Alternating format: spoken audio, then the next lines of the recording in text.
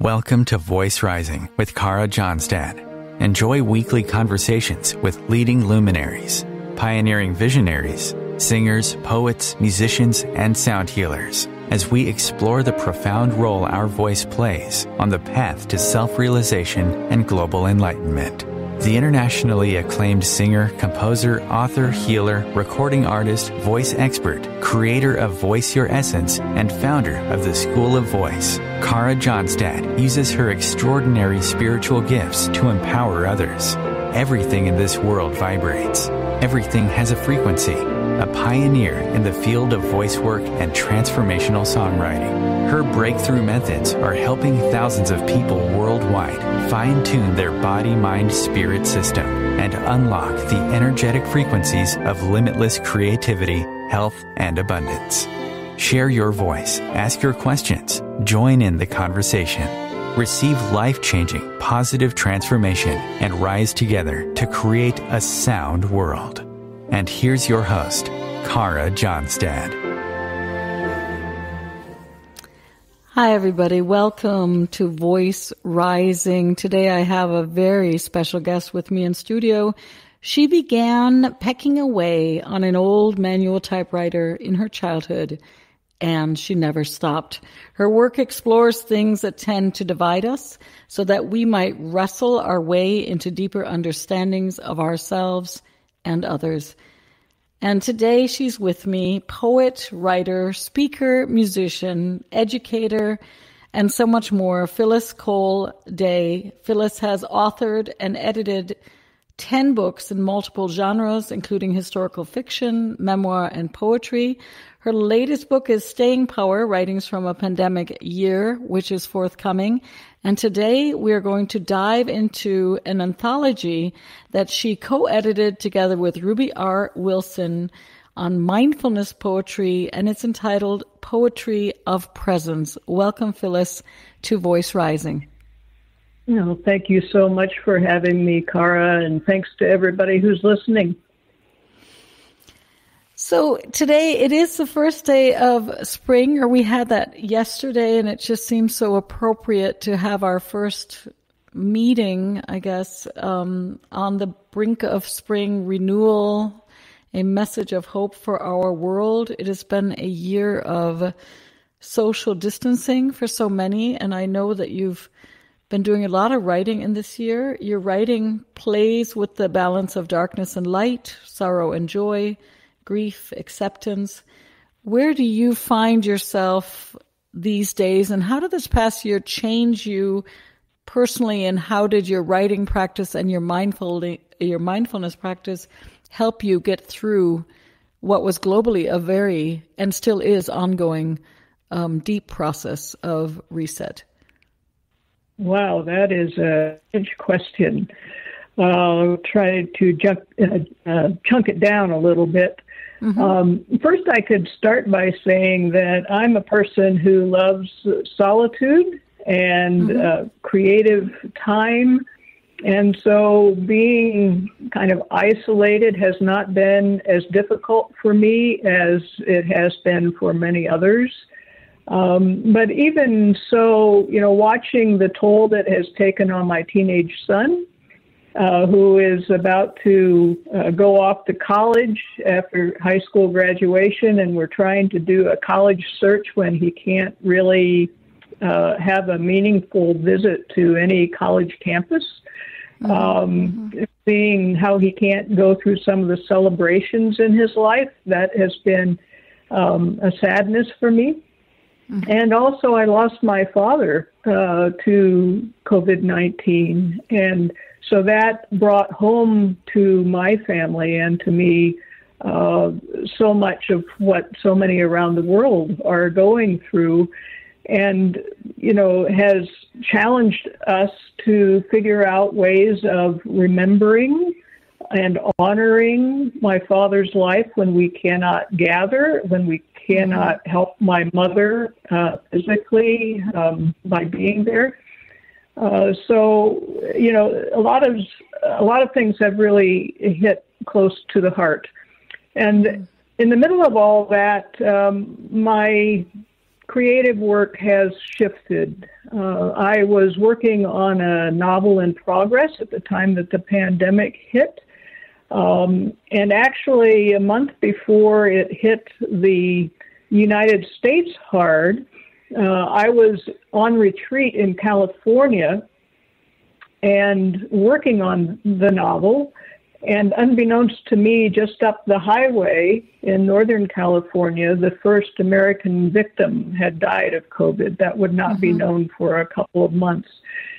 And in the middle of that retreat, I had a dream in which a poem was delivered to me called For the Sake of One We Love and Are Losing.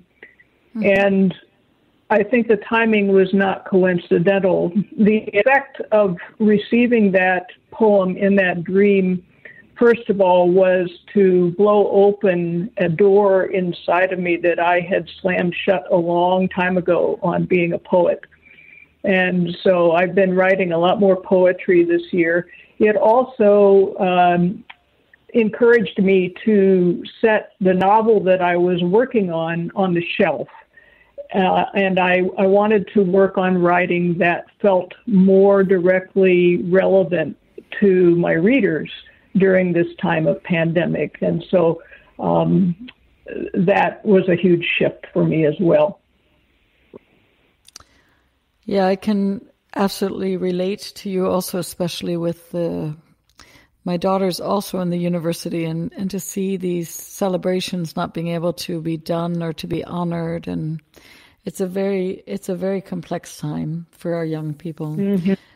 There's a quote that has always touched me, and it came to my mind while preparing this interview.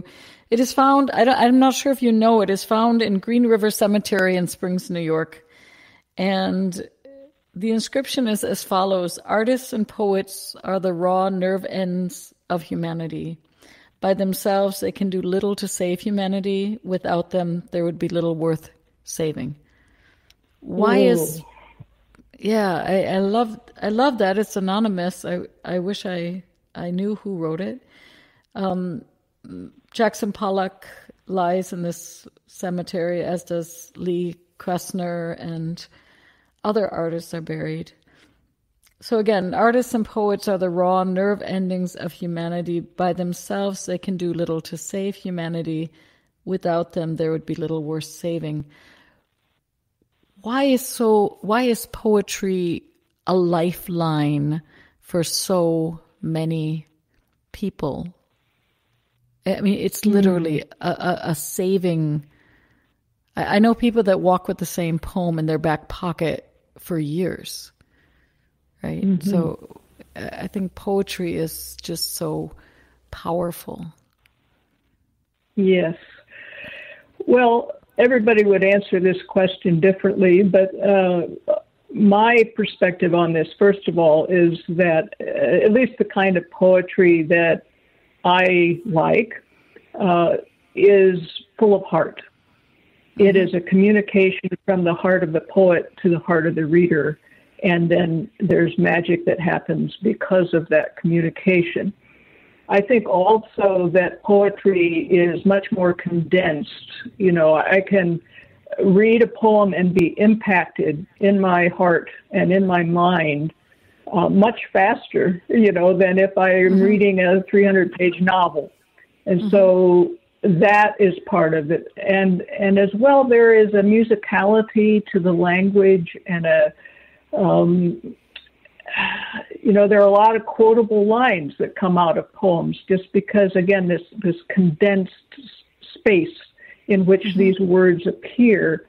And so it's easy to remember some of these lines and be able to pull them forth when we need encouragement, when we need nurturance, you know, and to carry them around in the pocket is really easy because you can just jot down the line or the entire poem and carry it in your pocket. You can't do that with a novel. Yeah, that's true.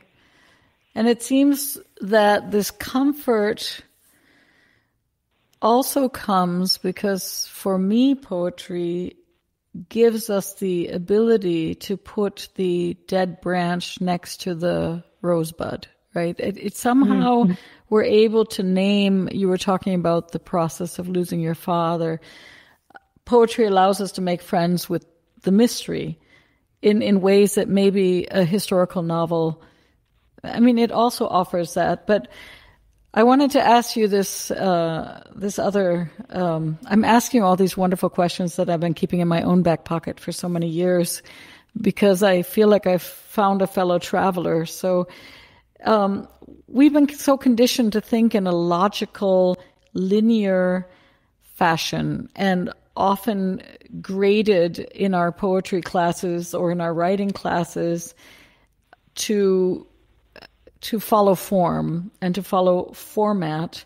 And we're rarely graded for our compassion or our empathy or our sensitivity or the sensuality of language. And I'm not sure if you know her, Pat McCabe, who's a Diné mother and grandmother and peace activist and international speaker. She talks about the feminine voice, which is nonlinear, which is a carrier of rivered emotions, of voices that might capture birdsong or the ache of a child or lullabies that you hear in the night. And I wanted to ask you, as a woman and as a mother of a child and as a wife and as a writer and a poet, what's your experience with going into that mystery and being non-linear and non-logical and then trying to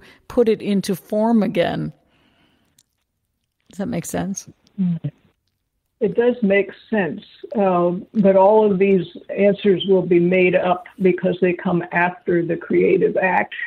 I think when I'm in the middle of a creative flow, when I'm responding to what I call the muse, for lack of a better word, mystery, you just have to get yourself out of the way and let things come forward. Now, they don't always come forward complete, but it's like the part of you that needs to edit or to flesh out or whatever comes after that initial inspiration. That's the way I experience it. And, I think that we have a real compassion deficit around the world that the arts can try to address. And some of that compassion deficit, I think, arises from the fact that we all experience traumas and wounds that we carry in our bodies. And the arts bring us back into our bodies. When we read a poem, we experience what the poet does when the poet writes the poem, which is we breathe it. We bring it up out of our bellies. We give voice to it in our throats. We feel the energy of it from top to bottom and in the air around us, And so whether we want to call that feminine or not, I don't know, but it's a very physical kind of experience, both the creating and then the recreating when we read. And the body has to be part of that process. Right. And in the reading, probably also you have that deep listening, that deep reflection, because normally when we read, we're also not only using our eyes, but we are hearing the writer's voice in our head while we're reading. Most of us do it subconsciously, even if we're not conscious of it, we are kind of toning along with the words. You also teach mindfulness workshops and poetry workshops. Probably in the moment it's more difficult, but I'm sure you may be having, you have offerings perhaps online. What are some of the ways that people can come back to sensing that true voice, that true calling, that place of, where maybe heart and mind come together and where they can feel in their body and sense their stories, which stories they carry, which ones they want to bring forward. Mm-hmm. I encourage people to find ways of listening to the voices that are filling them. Mm-hmm. And some of those voices are their own. Some of them belong to other people, but we carry them around, with us. And we, by becoming better acquainted with those voices that we hear inside of us, we can make deeper contact with the deeper voices and ultimately the deepest. And I don't have words for how to describe that.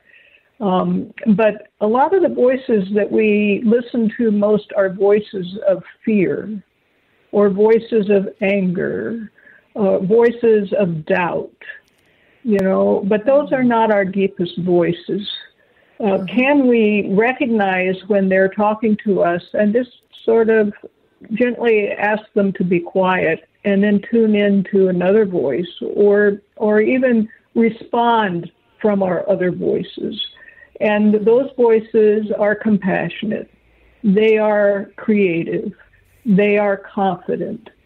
They believe, and so tuning in to our inner dialogue is one of the key things that we need to do. That also helps us tune into our bodies more, which is the place that, gives birth to our creativity. And so that getting acquainted with our inward selves and our bodies is essential, I think, to living our lives more fully, more mindfully.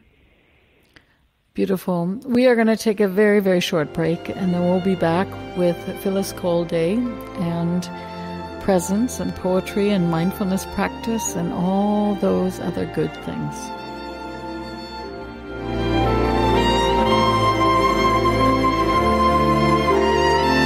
The cutting edge of conscious radio. OMTimes Radio. IOM FM. OMTimes magazine is one of the leading online content providers of positivity, wellness, and personal empowerment. A philanthropic organization, their net proceeds are funneled to support worldwide charity initiatives via Humanity Healing International. Through their commitment to creating community and providing conscious content, they aspire to uplift humanity on a global scale. Connect at omtimes.com. OMTimes, creating a more conscious lifestyle. With happy clients all over the world, Cara Johnstad knows that your voice is the missing link to more authenticity, abundance, creativity, and health. An internationally acclaimed voice expert, Cara's breakthrough methods have helped thousands of people successfully heal their voice wounds and extinguish the story of self-doubt and shyness forever. Join in group trainings, attend online sessions, schedule one-on-one time, and invite Cara to work with your organization and community. Get started today. Go to www.carajohnstad.com and receive a special guided meditation designed to fine-tune your inner voice and welcome you on the voice journey. This is Kathy Beal, host of Celestial Compass, featuring astrology you can use. Celestial Compass points you to what's going on in the sky and what you can do with it down here on Earth. We also explore fun, effective, and cosmic tools for navigating this adventure we call life. Join me the first and third Monday of the month at 5 p.m. Eastern Time for Celestial Compass. It's enlightening, entertaining, and empowering. COVID-19, brought to you by CDC and the Ad Council. If you're feeling increasingly lonely right now, you're not alone. It's totally normal. Even though we may not be able to get together in person, connecting virtually with friends and family still gives you a chance to interact with people and may help raise your spirits. Join a virtual book club, set up group text chats, or online video coffee breaks with coworkers. Find more self-care and coping tips at coping-19.org.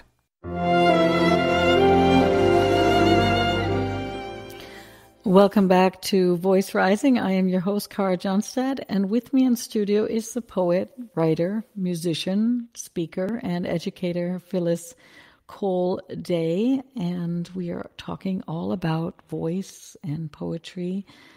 Phyllis, you're also, besides being a poet, you're also a musician. So how did being a musician link or guide you also when you started to write poetry in forms of melody and rhythm and your choices? Well, I tend to write two kinds of music, and I'm on a little bit of a hiatus from that right now, but it's all continuous. I write a lot of what I would call new folk songs, as well as piano solo music. And again, it gets me in my body. So even though I'm not composing music a lot right now, I sit down at the piano every day, and without music, I just try to let my hands wander over the keyboard, and eventually some phrase will start to emerge from that, and then I even can start singing with that, even if I'm just vocalizing sounds and not words. And what this tends to do is to open parts of myself that in that moment are not as wide open, so that when I go back into my writing, there's something fresh waiting for me there. So they're very interdisciplinary. Yeah. That's beautiful. Some people I know songwriters that also use painting in the same way. They go into a place where there are no words and colors and images to help feed that other side of expression. And it's a beautiful thought to just sit at the piano and I didn't realize you were singing, so that's also good. I know your piano works are beautiful. You also made a conscious choice. It's a while back, but to step into that place of presence, because we're talking about presence and poetry.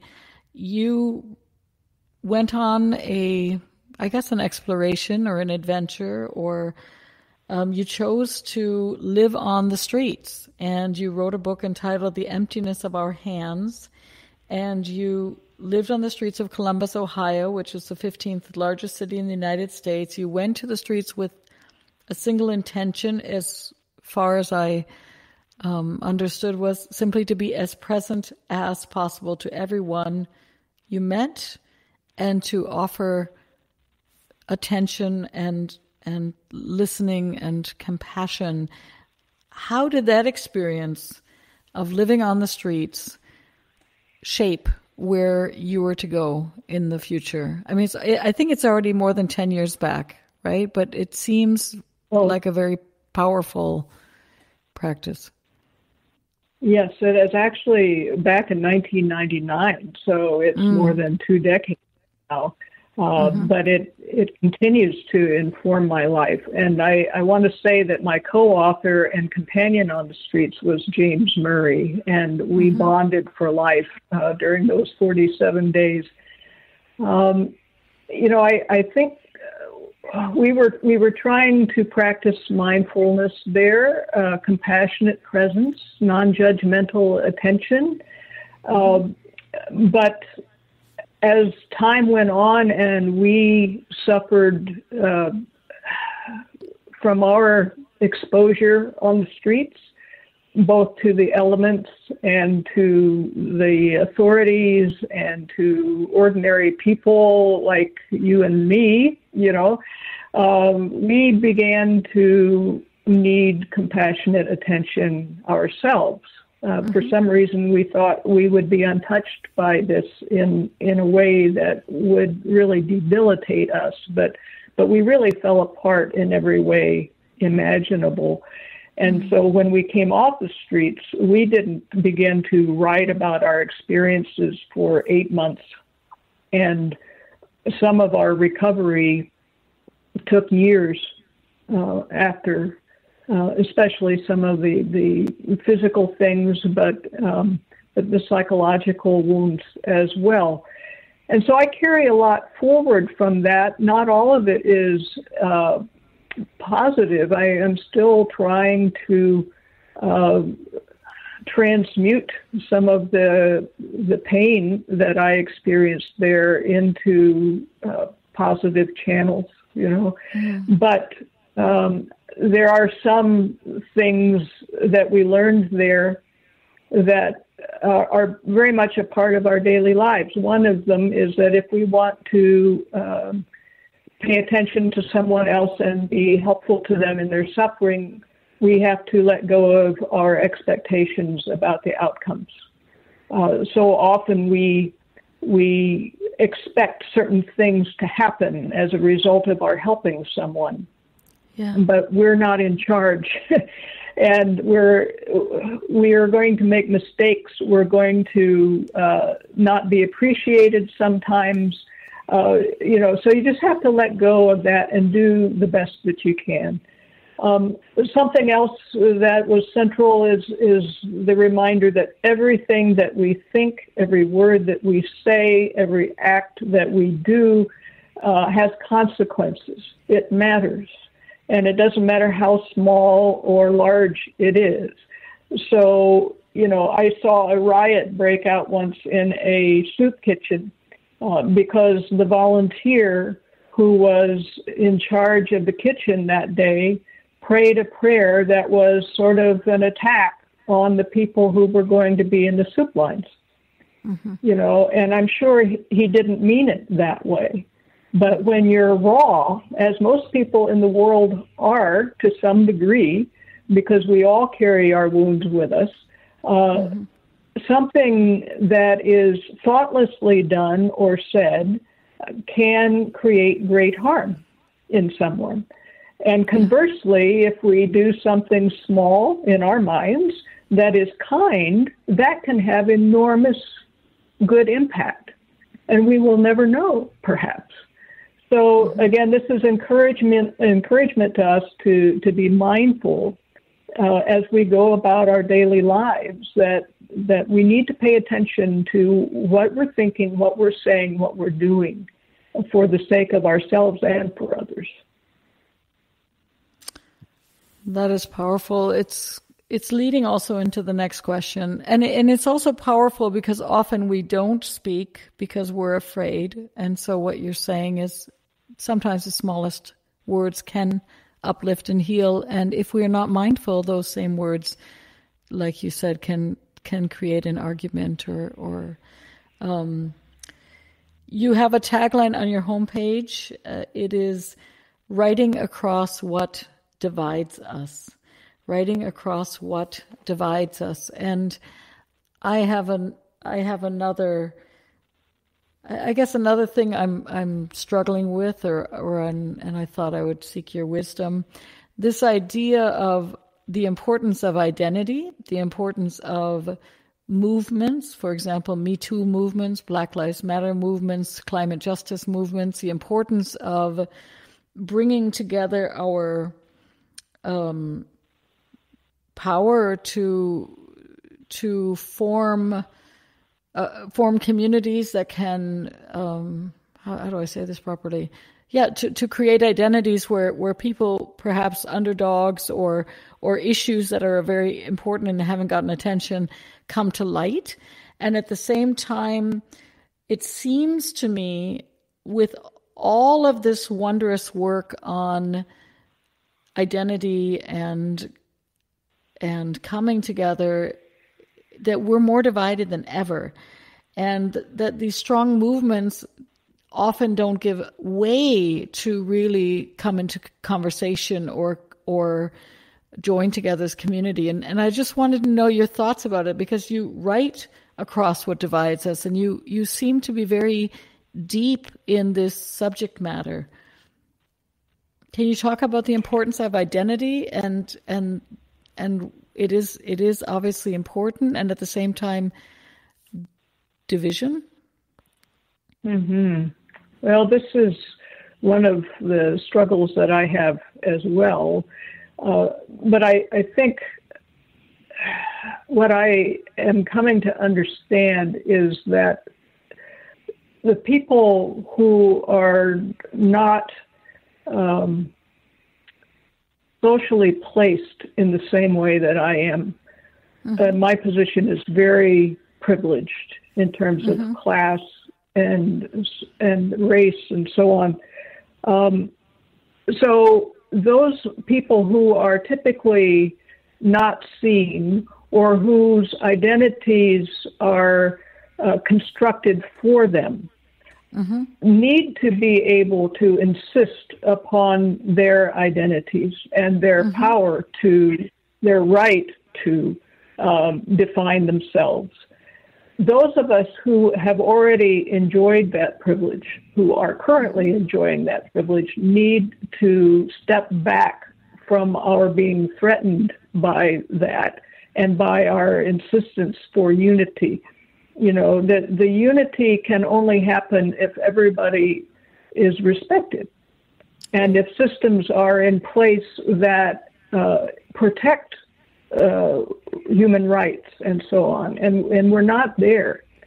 So for a while, anyway, until we're all in a position of privilege, and privilege therefore disappears. I don't know when that will happen, but I have hope. You know, those of us who are acting out of our own constructed identities perfectly freely need to enlist our identities as allies of those who are trying to insist on their own. Does that make sense? Yeah, it makes a lot of sense. Beautiful. A lot of times, a lot of times in my life, I've wanted to skip to the kumbaya moment, to the happy place where we're all just human beings together, or we're all just creatures together, you know, in the created world. But that's too easy. That ignores the mess.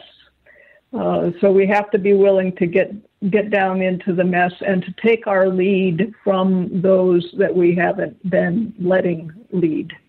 No, it's a beautiful answer. I think that I too tend to maybe want to jump over that emotional mess and think that we are all one race, the human race, and unity consciousness, and we know that in music it's a universal language and all these things. But I think your answer is very insightful in how we move forward in these very complex times. I just, you know, we long not to have division. We long to have community. We long to have communication that is working. And like you said, I mean, one word done not mindfully can trigger, and the same word might not trigger in a different situation, right? So it's always this delicate dance, right? It is a delicate dance. Yeah, it's a very delicate dance. You wrote, the thing comes, the calling, if you will, and you realize deep down it comes for you. You can't turn back or toy with it. The thing demands you take it up with single-minded passion, even though you never asked for it or even want it. Share with us, you've touched on it, this deep voice that is so inexplainable. I can't even put it in words myself, so it was probably a silly question. But this calling, do you think everybody comes and arrives here on this lovely planet with a calling that is pulling them forward? And if we just have more time to reflect and to write and to maybe have deeper conversations, that we all have a special, calling, I guess, a journey that we are being asked to embark upon? I am sort of agnostic in terms of trying to give explanations for these things. To me, they're mysteries that I participate in. I will just say that everyone has a capacity to create. And, you know, for one of my brothers, well, both of them, you know, they create best with machines. You know, I don't have that. But that's just as creative as me writing poetry, you know, and it gives them joy. I think when we are allowed to create the thing that makes us happy to create, we have found our calling, or one of them anyway. And the question is, do we make it possible for each other to discover that thing with a capital T? Do we create the conditions in which the thing can be discovered and cultivated and shared? And that's the harder thing, you know. But I do think that everybody has this in them, and a lot of types of creativity we don't honor as much as some others, you know, and we need to be careful about that. Beautiful. We're going to take a small break, Phyllis, and then we're going to be back with more on poetry and presence and other good things.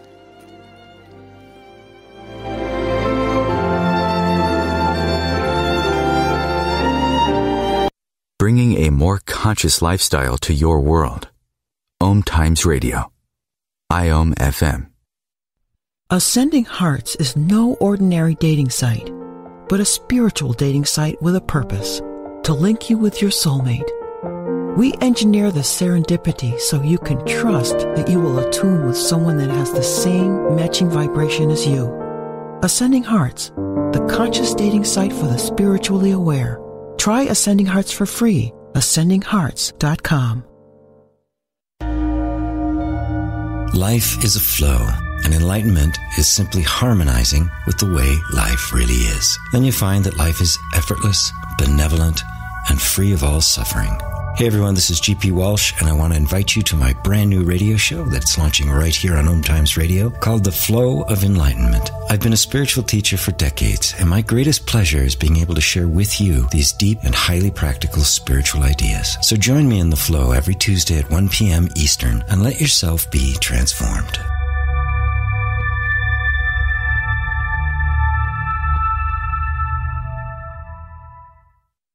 The United States has the highest rate of incarceration in the world.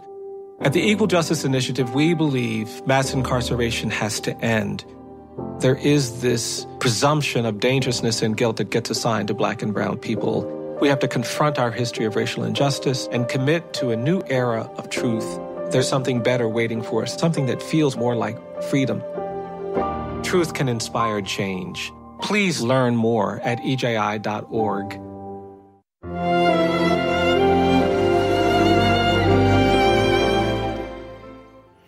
Welcome back to Voice Rising. I am your host, Cara Johnstad, and with me in studio is the poet, writer, musician, speaker, educator, Phyllis Cole-Dai. We're talking about poetry of presence.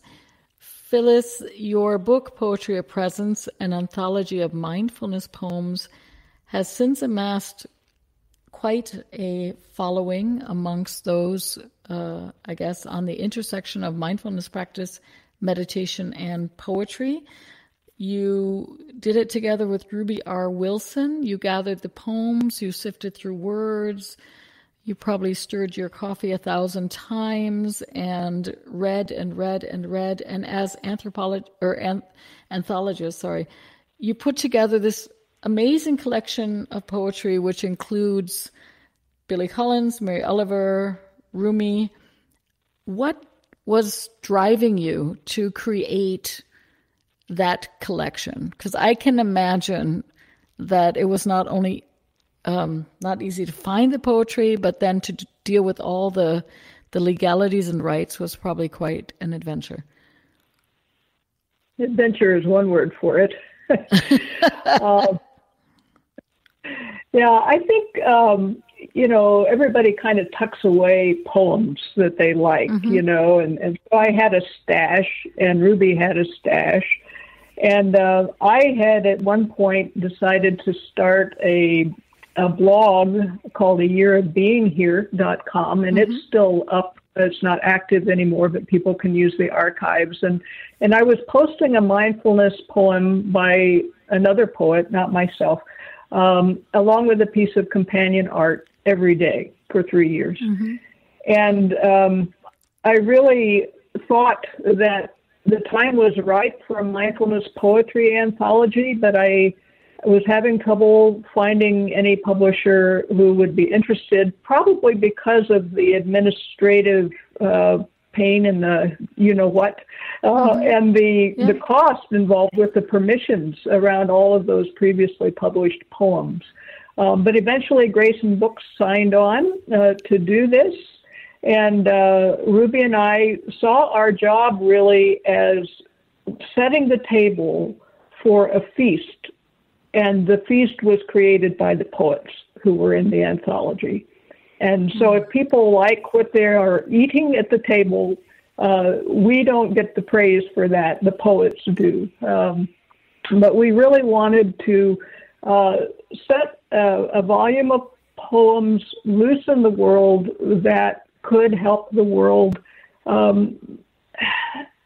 work on acceptance and compassion and non-judgmental attention, all the things that mindfulness entails. We're actually starting work now on a second volume that we'll be looking for a publisher for, and this volume of mindfulness poems will be more geared toward particularly the communal aspects of mindfulness, and the world just seems to be begging for that right now. Yeah, I agree. Galloway Kinnell said poetry is somebody standing up, so to speak, and saying with as little concealment as possible what it is for him to be on earth at this moment.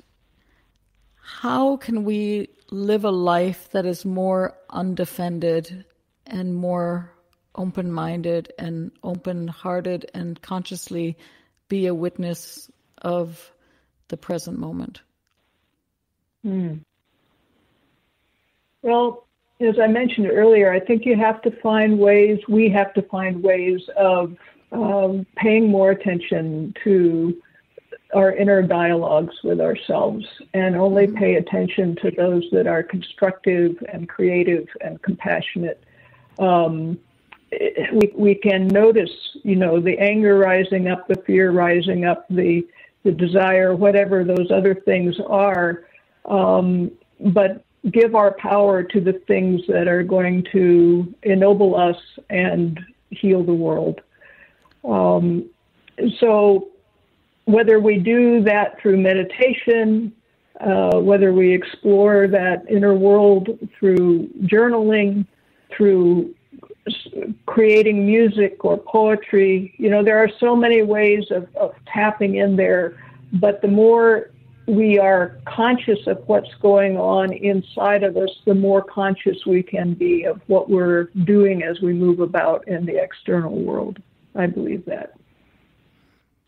I believe that too. I just had a thought come into my head, I guess, what you would recommend, because we all know as creators, I think everybody knows whether they're living like you said about your brothers, they love creating with machines. And so whether you're a musician or a machine engineer or mechanical engineer, what can we do when we start opening our hearts and opening our, being more and more open, being more and more undefended? We feel this strength and this beauty in vulnerability.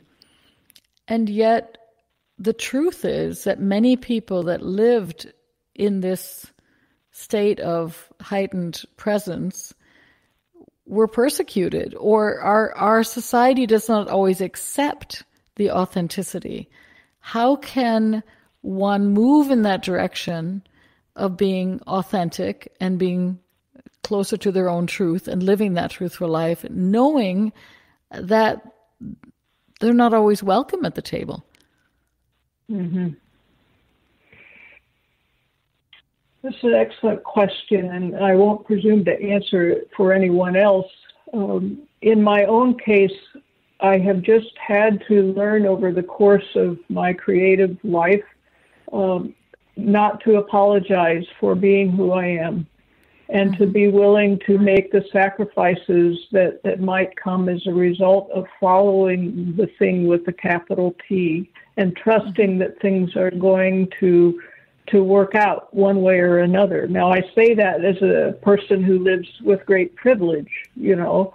Yes. For example, my husband and I, when we got together, we decided that as long as we were together, that we would live frugally on one income, which is his, and whatever I brought in with my creative work would be a bonus, you know. And that was an immense gift that he gave me, and it's the only possible because we have a privileged position in the society. But I do think some of the same dynamics play out no matter where you are located in society. You have to trust. You have to be willing to follow the thing with a capital T and let it lead, because it's not, I have never been led wrong by the thing with a capital T.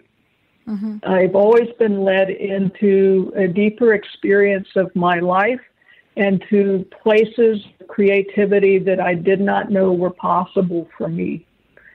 That doesn't mean it has been easy. It doesn't come without hard work. But the more you listen for that leading, that calling, whatever language you want to use, the more it will come back and lead you further and call you more. And it becomes a more constant state of affairs, a more constant dynamic. That would be a better way of saying it. But if we say, oh, you know, I don't have the things in place to do that, or I don't have the skills, or, well, if I do this, well, then how am I going to do that? And all these voices of doubt, and they become obstacles. And pretty soon we're paralyzed, and the more paralyzed we get, the more we forget that we are still capable of moving beyond the paralysis. And so it's really creativity it requires the discipline of trust. And there's really no substitute for that. Nobody can give it to you. You have to claim it. You have to start exercising that muscle. And then the more you exercise it, the stronger it will get, until you wonder why you haven't been doing this all along. Yeah, and I think what's fascinating is that you work a lot with not only creativity, but the word presence, which is, you know, creativity. We can write a book in our own office, or we can, I mean, of course, we can be present to the words, but as soon as we show up in that relationship to another, in that intimacy, to really deeply listen to another, it's not always that people feel comfortable in that space. And so and yet we know that we all feel, when we're able to live in that space, the space that we often have in meditation retreats, or the space we often have with a dear friend, that we feel so alive, so healthy, so happy, right? So I love the connection that you draw a lot in your work, is not only to write. I mean, there are many people that are talking about writing and creativity and being more open and vulnerable, but you bring in this place of from your mindfulness practice, this place of presence, of showing up in relationship to another, in connectivity, which my experience powerful. Of the muse my experience of the muse is that it doesn't come for my benefit. It comes for the benefit of the world. And so I'm an instrument. You know, I'm not the be all end all. And then after I create something and I let it loose, it takes on its own life, or it doesn't, depending on how it goes. You know, but then I'm on to the next thing. You know, I can't be attached to the last thing that I did. You know, right. And so, you know, I'm sure that not everybody looks at their creative work that way, but for me, it's all about presence. It's all about trying to mend the world, and that's how I define my purpose. And I didn't sit down and decide on that. It decided on me, and it's just been a hoot to follow the way it leads. The original word of medicine was actually to prevent illness, and poetry seems to be good medicine for the soul. It seems to lead to more balance and harmony and deeper connection. I mean, coming to the close of the show, do you feel that poetry is more communal? More communal than what? No, I was just thinking than a historical novel or something. When I read a novel or when I read a book, I feel it's a very much, I don't know, whenever I read poetry, I always feel part of a much bigger humanity or much bigger,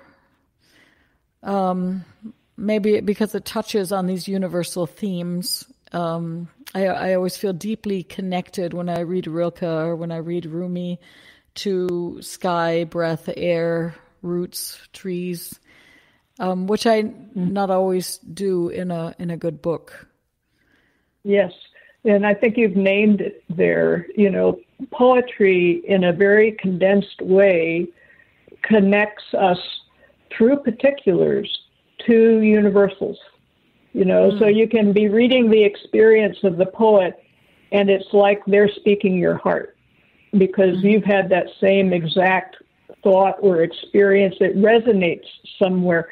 And if you read a poem that there is not that shared resonance, the poem doesn't move you. But somebody else could read the same exact poem and it does resonate with them. So there is that. I think with poetry, it's very definitely a relational kind of experience.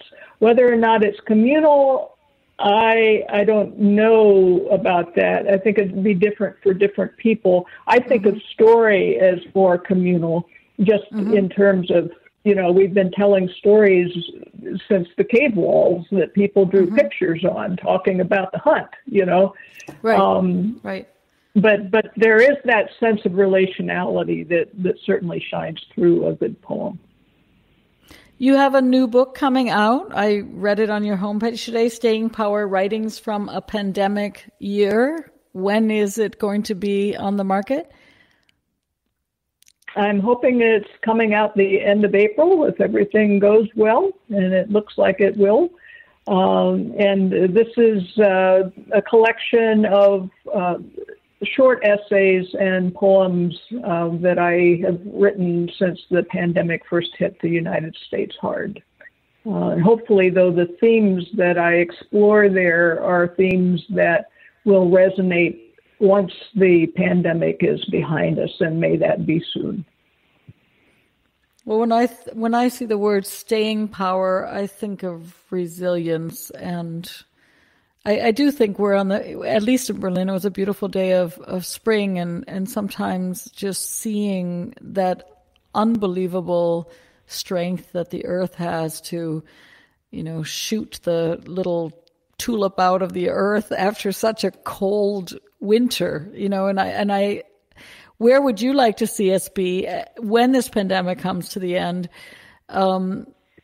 What's the vision that you hold? Do you see it as a going back to normal like some people do, or do you see that we're at the brink of something new that we are co-creating together? I think we're always on the brink of something new. And it would be, yeah, well, I would like us all to be wondering right now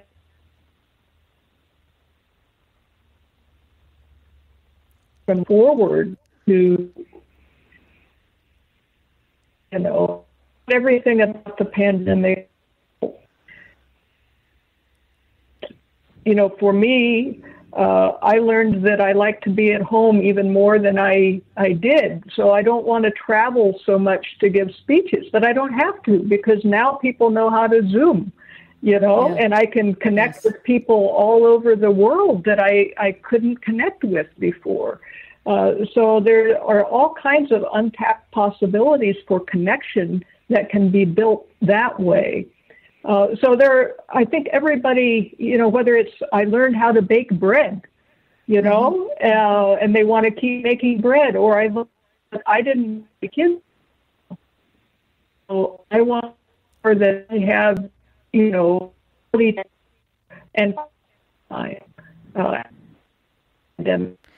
there are all kinds of things that are waiting here that we can carry forward, not to mention the great movements of social justice that have accelerated and need to be seen through to the next full phase. Beautiful. Phyllis, I thank you so much for being with us today at Voice Rising. For those out there, PhylisCole-Dai.com. Check out her work, support her, share her writings and her voice. And I hope to have you back again soon. Oh, it'd be my pleasure. Thanks so much, Cara. You're welcome. Enjoy. Bye-bye. Deep peace.